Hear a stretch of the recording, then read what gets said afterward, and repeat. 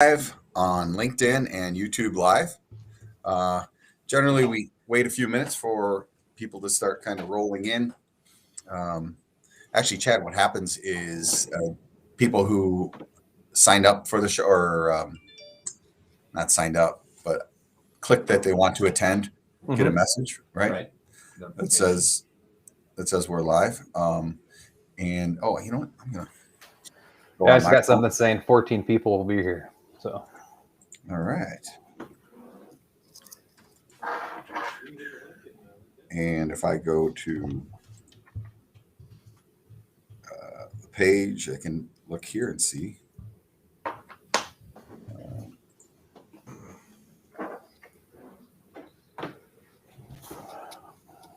Oh, we have five people. Oh, and if I go to, there we go, 7, 8. Yes, everyone who is here, if you would want to say hello, there you go. Say hello. Let us know where you're from. You can also choose which one of the three of us you find the most handsome. I think I know who is going to be the winner there.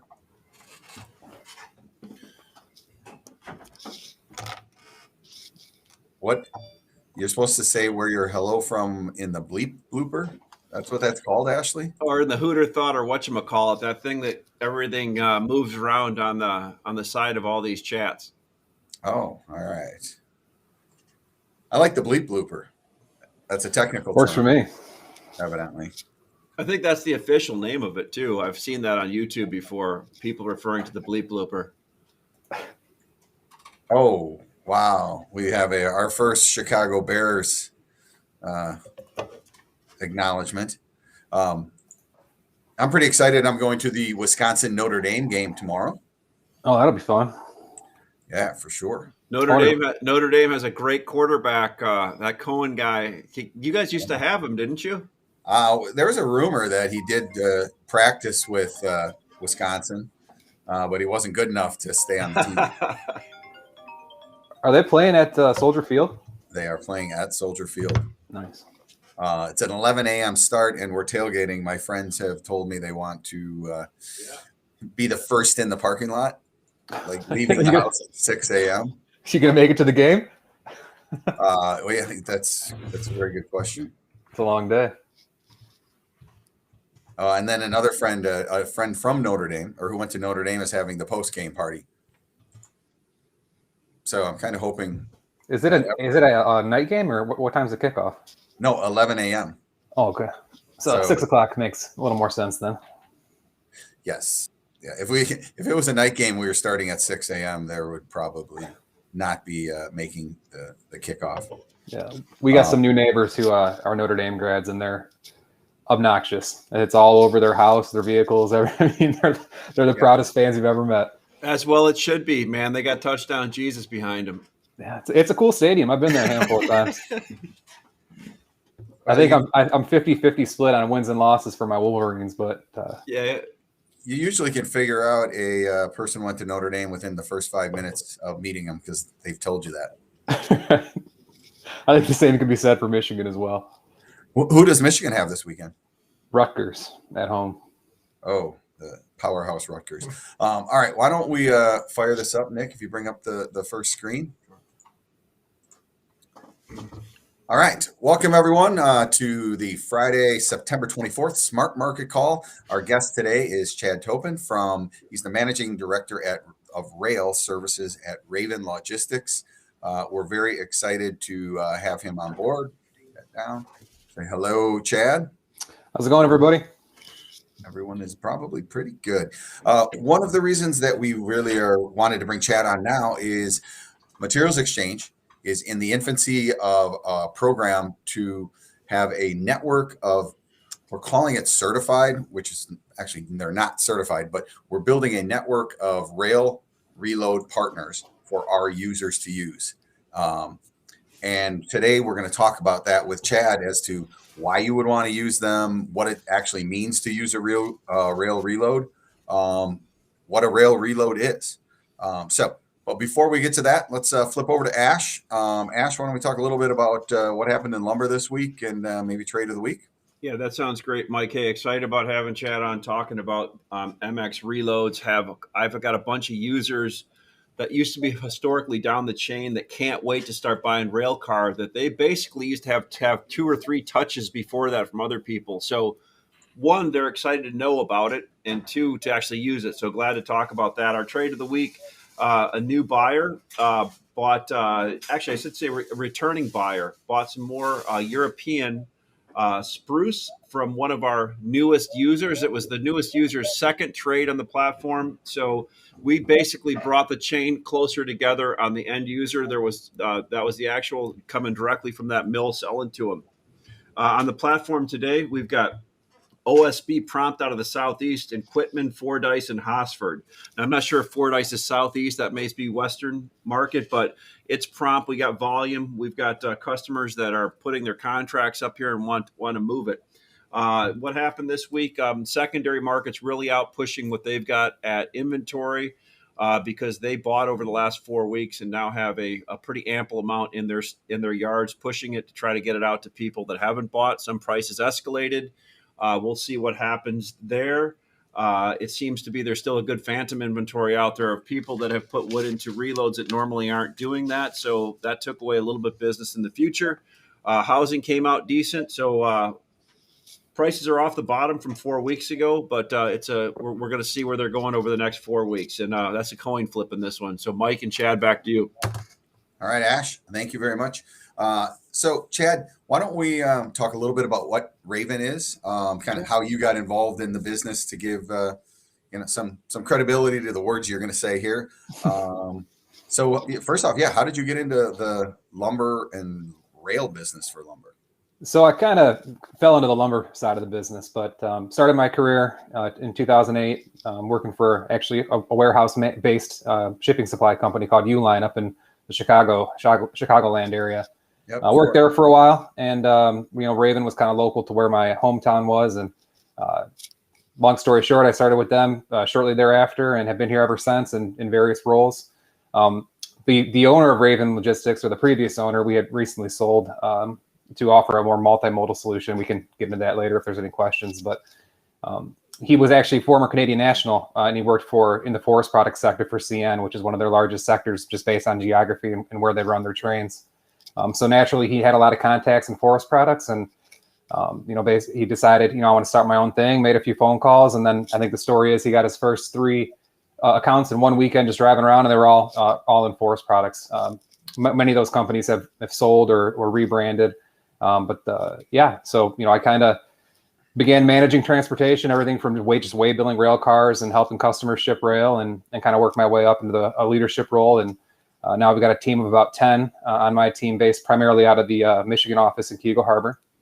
A large part of my day is spent on what I call business development type of exercises, where, essentially I'm just trying to get our customers to ship more rail, and to ship more rail in a more cost-effective manner. And that's everything from transload plays, which we're going to talk about today, obviously, and freight negotiations, consolidation. Any type of way you can squeeze efficiencies out of the supply chain, we're well positioned and have done that with great consistency over the course of my career. So real excited to be here and talk to you guys. Reloading has been happening with great frequency in forest products, and I've been involved in a lot of opening of reloads and or using existing public warehouses. All right, so we're just going to throw up a couple pics off the Raven Logistics website. Why don't you walk us through these real fast? Sure. So this is coming again right from our website. I welcome everyone to take a look and reach out to me directly if you have any questions after this call here. But we basically have 2 divisions of our company. One is a technology solution, and really the technology was all made in-house, developed in-house. And it was developed initially to help us manage our customers' rail, so more of the hands-on. It allows us to have, I think we're right around 50-ish customers under our solution, and we only have, like I mentioned, 10 people managing the day-to-day stuff, and we can do that based on the technology that we developed. We later got into the business of licensing that technology, so there's a lot of customers that use Raven solutions and might not even know they're using it because the technology is embedded and it's kind of feeding their existing ERP system. So Pretty neat stuff, but just to give you a high level, rate select is kind of I'd say the feather of my cap, essentially, in the sense of, a lot of my feedback and my daily use aided in developing that and making it the tool it is today. Not many people that I don't, actually, matter of fact, I don't think anybody has the ability to get the rates like we do in Rate Select, which basically it's like a point A to point B. You put the search criteria in, press go, and it's going to give you all the published rail rates using various different interchange points. So you're going to have the most optimized rate and route combination.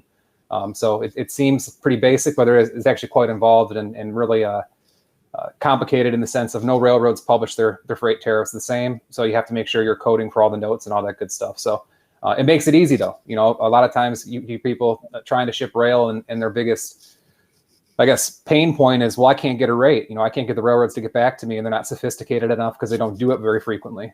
So again, and actually finding the rate is going to be important to what we're going to talk about in a little bit, where you're going to choose the optimal location. Absolutely. Sure. Yep. It really helps with consolidation and site selection type exercises as well. And, I think what most people don't realize is how old school the railroad industry really is. And what Raven has done is overlay a good technology solution that helps customers deal with the railroads. Absolutely. Why don't we move to the next one, which is your the managed services, and where we're really going to talk about today. You can highlight what's here real quick. Sure. Chad? Absolutely. So managed services, that's kind of, where I spend most of my time. And that's essentially what it sounds like. We are managing various shippers, receivers, rail business, everything from ordering their rail cars sometimes to leasing rail cars for their use to helping them set up transloads, everything, you name it. We'll prepay their freight. So essentially that also works as a freight auditing service, where on the way bill, they list Raven Logistics as the payer. We will, make sure that we get invoiced correctly, pay the railroads, and then in turn, send out invoices to our shippers. So you don't necessarily need to have credit to ship with rail, and getting credit with railroads is it's no easy task, to be quite honest with you. And if you're shipping with multiple railroads, you need credit with each and every one. So that in and of itself is very helpful. Just have that outsourced to a third party. And then it's a fragmented group of people that it takes to move one rail car across the continent. So it's nice that you have the integrated solution to deal with all the different entities involved. Absolutely. Yeah, and we're going to spend obviously quite a bit of time talking about the rail network and site location analysis today. That falls right into the transloading conversation. Looks like Ash had a question here. The quick wins. What's the quick wins that a customer can get? A quick win a customer can get is basically, you've struggled with shipping rail for whatever reasons. We send out a questionnaire to kind of gather information and backstory to understand the scope of what the customer's looking for. And, we're set up in the sense of, as soon as we get credit approval, we can have rail business moving, today, the day of. It's really, once you've developed the tools like we have, it's really quite easy to just process a transaction. So it's essentially plug and play with Raven Logistics.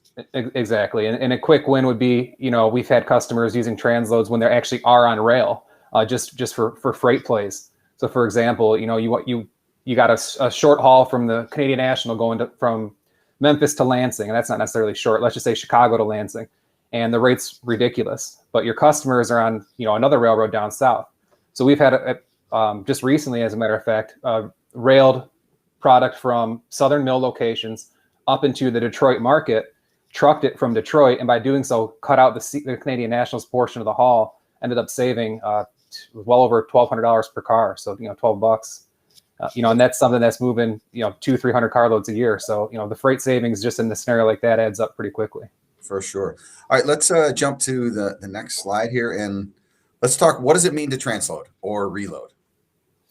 So transloading and reloading is essentially bringing a rail car in or out, and holding inventory for a prolonged period of time. Sometimes it's more of just a cross dock. So rail car comes in, there's 4 trucks staged, or there's going to be 4 trucks to come pick up that material. And I say 4 because that's a typical equivalent to most forest products tallies. You get about 4 flatbed trucks per rail car, and same thing with a high cap box car. So really, transloading can be, this looks like, I believe you said this was Metro East down in Texas. This is essentially what you're going to get. You got a spur coming in. If you're lucky, you have service with more than one carrier, or so you have direct access to more than one player to create leverage from a rate standpoint and service standpoint. But this, just to make sure everyone understands, this is a public warehouse. This is not Correct. It's privately owned, but anyone, once they're approved, can use this facility. It isn't like held by a company. So that's what makes it advantageous, is that you can have the flexibility to utilize whatever physical location makes sense. And the reasons they make sense because what you're just talking about. Absolutely. And, a lot of it is freight. I spent a large portion of my career, quite frankly, trying to get trucks off the highway, specifically long haul trucks, where it's nonsensical. So if you've got the volume and the business to warrant it, transloads are something that really are a great solution. And each and every one is going to be, well equipped to handle various different commodities. So you might have, this one right here looks like it'd be perfect for lumber. It looks like there's lumber on the ground. You got covered storage if needed. And really, there's not much to it now. If you're talking about other commodities like chemicals and grain, and there's all sorts of regulations and different requirements for that stuff. But for the most likely audience today, lumber and plywood is typically affordable and readily available at almost any public or railway-owned transload facility, and there are some of those as well. And what I find amazing is if you had to own this facility, consider the cost and the capital you would tie up in that ground, where here you can basically pay them, rent some space. So Absolutely. Let's flip to the next slide. We'll talk about what the typical cost structure in using a transload is. Sure. So this is a kind of a high level summary. And I know you can all see this here, but 73-foot center beams is almost exclusively the type of rail car that's going to move lumber. You can put it on really anything. There's a loading diagram for just about every type of car, but the 73-foot center beam is by far the most readily available and most commonly used. So you're looking at between $700 and $1,000 per car. That cost typically will include unloading the rail car and or loading the rail car and loading and or unloading the subsequent trucks. So again, it would be 3 to 4 trucks per load. After that, and box cars are slightly more expensive. They tend to be a little more involved. They have more dunnage. It's typically a higher value product or something that's more brittle, like a veneer, for instance. But yeah, so that could be typically a little bit more expensive. And then the storage typically is a lot of times, even if the reload is not in the lumber business, so to speak, they'll quote it by board foot. So they'll speak, the trader's terms, and you'll have a good idea of what to expect. Indoor storage typically is based on the square footage, and that's really where you get a lot of variability in the cost. It really depends on how much space the reload has available to them, to offer up. If they're tight, they're typically going to say we can't handle it, or they're going to give you a rate that basically makes you not be able to use the solution. And then part of the other services they provide is the inventory, like monthly, right? Absolutely. Yep. There's some reloads that offer very sophisticated like SKU management reporting. It's starting to become more common, but essentially they'll put a tag on your actual tallies, and they'll be able to just scan it, and it'll shoot out emails directly to whoever's holding inventory at their facilities. It's relatively new-ish technology, but there's one solution in Chicago that we've used quite frequently that have that, and it's pretty well received. And some of the other things to consider is these reloads are experts at loading trucks and making sure that that truck leaves with a bill of lading that represents exactly what's on that truck. Like Absolutely. I think the value that you get is it's unappreciated many times, because maintaining an inventory and knowing what's coming in and out, one-offs seem easy, but when you add it, you have 100 trucks coming in and out all day long, it's easy to make some mistakes. Oh, absolutely. And trust me, we've dealt with some that didn't do a great job, and those typically don't stay around too long, or they get purchased or rebranded or whatever it may be. But we've had transloads that if there's no covered storage needed, it's literally just an open field with access to both sides of the rail car, which you need for a center beam. And, they've been very viable. And I know of a couple in Mississippi that, we use daily, or our customers, I should say, use daily. So, you can be really creative and flexible when you're using a transload network, because you can always typically find one in your market of choice that's going to be favorable from a freight standpoint and a service standpoint. All right. Speaking of the network, so this is basically the railroad network in North America. Every color, different color is a different rail carrier. So what does the novice glean from this? What should we understand about choosing the right reload, or why to use a reload when we look at a map like this? Yeah. So I mean, first and foremost, a shameless plug. You talk to someone who knows what they're doing and have done this, with great consistency. And that Raven is one of, I'm sure, several companies that can offer the solution. But, you want to find out where you're trying to land your product first and foremost. If you've got multiple supply sources, you try to locate one that is either on the same railroad as the transload that you're selecting, and or you can get there, cost effectively. So, for example, it looks like there's no legend here, but I'm assuming yellow is the Canadian National and pink is the Canadian Pacific, the two big ones in Canadian railways. You got the UP and the BN on the West Coast, looks like blue and orange. And then red and green looks to me to be Norfolk Southern and CSXT. You can see obviously Chicago is kind of the hub of North America when it comes to rail. Almost any West Coast product moving to the east typically is routed to Chicago, and oftentimes sold FOB Chicago. But yeah, I mean, it's really, you want to have options, obviously, that creates a competitive environment, which tends to lend to more aggressive pricing, especially if you're well-versed in negotiating the pricing. Transloading rates are pretty flat, again, depending on what region you're in. If inventory is tight and they know it's tight, or there's lack of options, you're probably going to pay a premium, and that's where you get, to the $1,000 plus sometimes. But right. So, when I look at this map, I think of, let's just say you were a component manufacturer, a truss plant just south and east of Chicago, and you had the option of using Canadian wood and Southern yellow pine. Mm-hmm. Well, you might end up using two different reloads because of optimal freight rates in. Chicago, obviously being served by the Canadian National in CP, bringing in spruce, but then coming from the south, you might be using something just south of where you would be at, in Indiana, bringing that Southern yellow pine up on the CSX or the NS.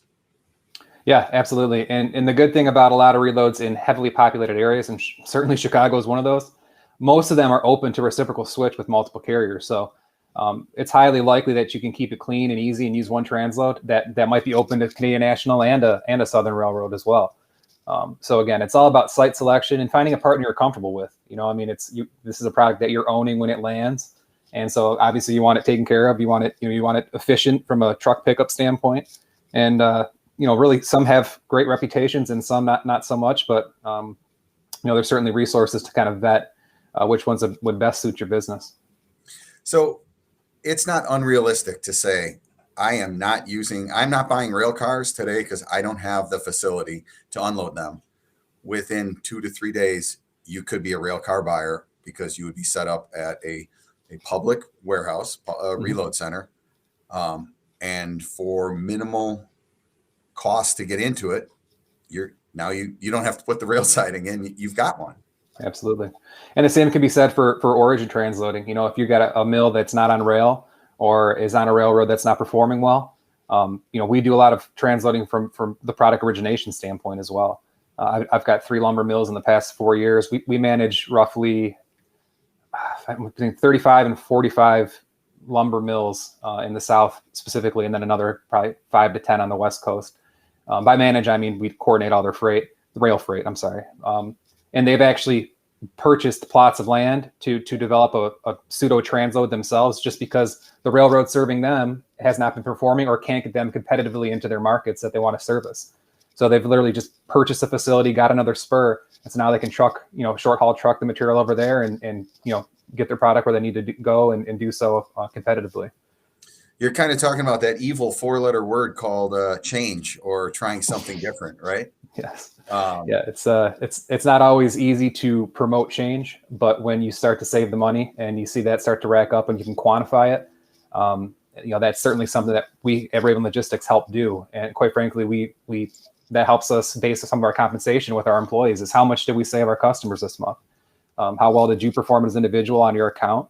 And collectively, how did that reflect in Raven's bottom line? And, it's been great to be able to have, to talk to people who appreciate what you're doing and what because, I joke about it. How we always have job security, because I've yet to know anyone or meet anyone who said, I love dealing with railroads and I love having more people touch my product. It just doesn't happen. It's the same person that likes going to the DMV, right? Right. Basically. Chad, this is fantastic. I've always respected what Raven has done, and it's looking at a problem that might not be as obvious to the person who's in the middle of it. Mm-hmm. And I think that's a little bit what MaterialsXchange is doing as well. Absolutely. From the purchasing standpoint, you don't have a problem. You're buying just fine every day. But when you maybe apply some new technology, try improving a process, you might start saving a little bit of money, be it through time or through actual, hard dollars. Yeah. And, in a commodity business, every dollar counts, and that's how I always communicate with the railroads is like, you might not think $100 in freight is a big deal to take an increase on it. That's $1,000. That's, traders will sometimes make different decisions based on a couple bucks $1,000, so it's been great, getting to know the lumber business through the great participants that are in this field. Really thrilled to see MaterialsXchange really taking off and doing, Mike, when we met about a decade ago, this was basically just an idea. And, we met at the Wholesale Lumber Association show and you were just a guy with a great idea and, to see it come to fruition is great. And we're pleased and excited about being part of it with you guys. Yeah. Raven is a fantastic partner. I am so excited about this Reload network and what it's going to provide to the users of our platform. I highly encourage you, if you have any questions, reach out to us. If you're interested in potentially doing something with Raven, we can get you in touch with them or go to their website. It's a digital world. Everyone can pretty much find everyone else. Thanks for your Friday afternoon. I know it's actually a day off for you. And you took the time to talk with us. So we really appreciate it. So with that, we're going to sign off. Appreciate everyone coming and seeing us, and we will talk soon. All right. Thanks for having me. Appreciate it.